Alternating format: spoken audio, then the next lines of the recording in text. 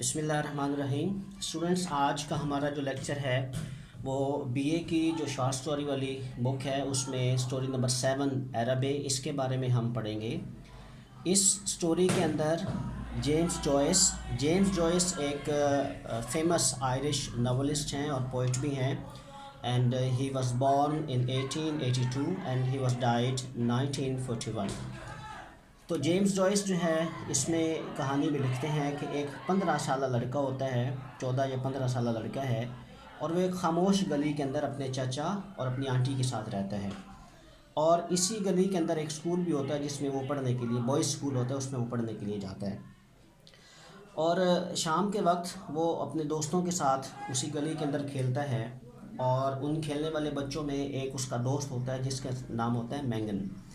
تو مینگن وہاں پہ ان کے ساتھ کھیلتا ہے، تو اس کی جو بڑی سسٹر ہے وہ اس کو بلانے کے لیے آتی ہے ٹی بریک کے لیے کہ آ کے چائے پی لو۔ تو وہ جب آتی ہے تو یہ جو لڑکا ہوتا ہے، جو رائٹر ہے جیمس جوائس، یہ رائٹر اس لڑکی کو دیکھتا ہے اور اس کے حسن سے متاثر ہو جاتا ہے، اور اس کی خوبصورتی سے بہت زیادہ متاثر ہوتا ہے، اور اس کے ڈریسنگ پہ اور اس کے جو بالوں کا سٹائل ہے، اس کے بالوں کو یہ بہت زیادہ لائک کرتا ہے۔ لیکن یہ اتنا بزدل ہوتا ہے، اتنا کورڈ ہوتا ہے، شائع ہوتا ہے کہ ہی can not express his feelings to her. وہ اس سے کوئی بات کر نہیں پاتا ہے، بس وہ اس کو دیکھتا ہے اور اس کو دل ہی دل میں بہت زیادہ پسند کرتا ہے۔ اچھا، پھر اس کے بعد وہ اس کی جو محبت وہ پروان چڑھتی جاتی ہے اور وہ شدت اختیار کر جاتی ہے، اور وہ اس کی محبت پہ اتنا دیوانہ ہو جاتا ہے کہ وہ صبح جب خود سکول جاتا ہے تو وہ اپنی بکس وغیرہ لے کے خود وہ ایک خفیہ راستے سے وہ اس کو دیکھتا رہتا ہے، اور جیسے ہی وہ گھر سے نکلتی ہے تو وہ اس کے پیچھے ہو جاتا ہے، اور اس کو دیکھنے کے بہانے سے اس کو پیچھے اور پھر اسی راستے سے وہ اپنے اسکول چلا جاتا ہے۔ اتنی محبت کرنے کے باوجود وہ کبھی بھی اس کے سامنے آ نہیں پاتا، لیکن ایک دن وہ ہمت کرتا ہے اور اپنے ساری وہ جو اس کی توانائیاں ہوتی ہیں جمع کرتا ہے، اور بالآخر وہ اس کے سامنے آ جاتا ہے اور اس کا سامنا کر لیتا ہے۔ تو لیکن وہ لڑکی سے بھی بات کر نہیں پاتا ہے، تو باتوں ہی باتوں میں وہ لڑکی اس سے فرمائش کرتی ہے کہ اس سے پوچھتی ہے کہ کیا تم بازار جاؤ گے؟ عربی ایکچولی از اے پلیس، یہ ایک جگہ ہے اور بڑا فیمس بازار بھی ہے وہاں پہ، اور وہاں پہ قریب ایک چرچ ہے، اس کو عربی، تو اسی نام سے اس کو عربی کہتے ہیں۔ تو عربی وہ اس سے پوچھتی ہے کہ کیا تم وہاں پہ جاؤ گے، اور اگر جاؤ گے تو میرے لیے وہاں سے کیا لے کے آؤ گے؟ تو ایکچولی اس رائٹر کا پلان نہیں ہوتا وہاں پہ جانے کا، لیکن وہ وہاں پہ جانے کے لیے کہتا ہے کہ ہاں میں جاؤں گا اور تمہارے لیے کوئی چیز لے کے آؤں گا۔ تو پھر وہ اپنے انکل سے وہاں پہ جانے کی اجازت چاہتا ہے، مانگتا ہے، اجازت لیتا ہے، تو انکل سے کچھ پیسے بھی لیتا ہے کہ وہ اس اپنی جو محبوبہ ہے اس کے لیے وہ کوئی چیز لے کے آئے گا۔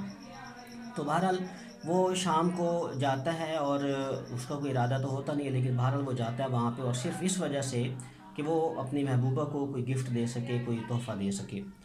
وہ جب رات کے وقت پہنچتا ہے تو اس وقت most of the shops are closed, کہ کافی ساری دکانیں وہاں پہ بند ہو چکی ہوتی ہیں،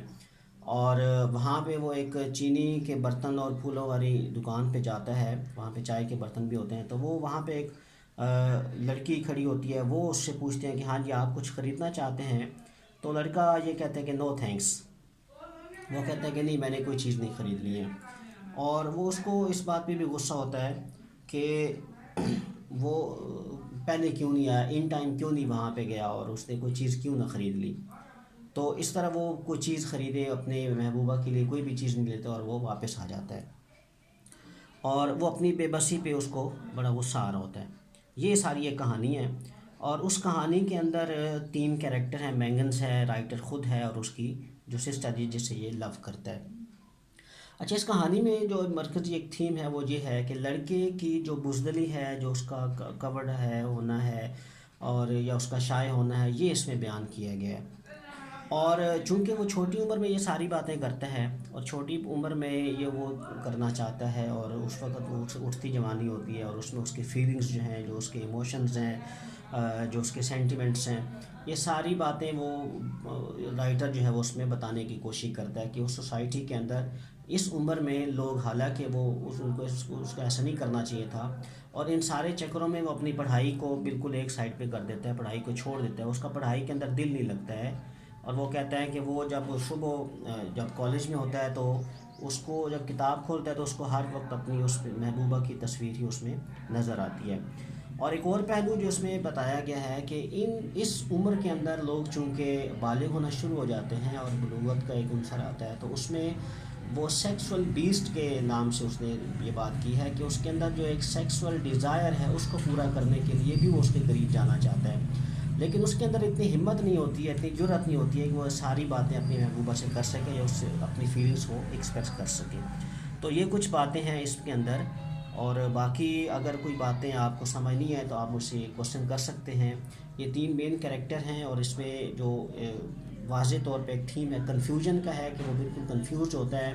اپنی پرسنالٹی سے بھی اور اپنی اس سچویشن سے بھی، سرکمسٹانسز سے بھی، کہ وہ کوئی صحیح طرح سے صحیح راہ دیکھ نہیں پاتا ہے اور کہ وہ اس کو کیا کرنا چاہیے. اور دوسرا سیکسول بیسٹ کہ وہ اپنی اس ہوس کو بجھانے کے لیے بھی کوئی راستہ تلاش کرتا ہے، چونکہ ظاہر وہ جوان ہو رہا ہوتا ہے تو اس کو بھی بجھانے کے لیے وہ اس طرح کے بہانے تلاش کرتا ہے. تھینک یو سو مچ. اگر اس میں کوئی آپ کو بات سمجھ آئے تو آپ مجھ سے پوچھ سکتے ہیں. Thank you. اللہ حافظ.